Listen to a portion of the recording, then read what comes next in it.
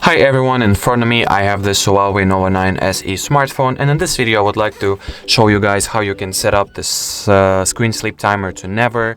So as if we'll go to the display settings of this device and look for the values that are presented in the sleep section, as you can see the maximum value in here is 10 minutes.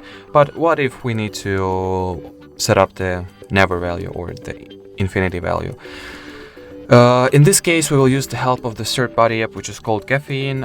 In order to get it, just open up any search engine you have. Here at the search bar, type in Caffeine APK. That's how the icon of this app should look like. Just scroll down.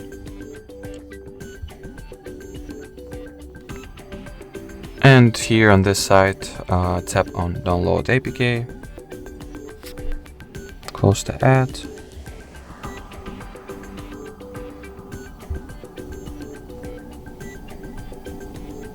So here we are just waiting for our browser to start the download process.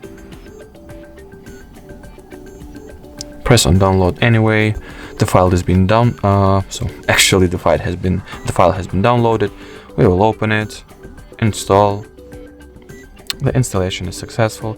And now after we open this app, just at the first setting that it has, that is called Timeout, just set the value to be infinite.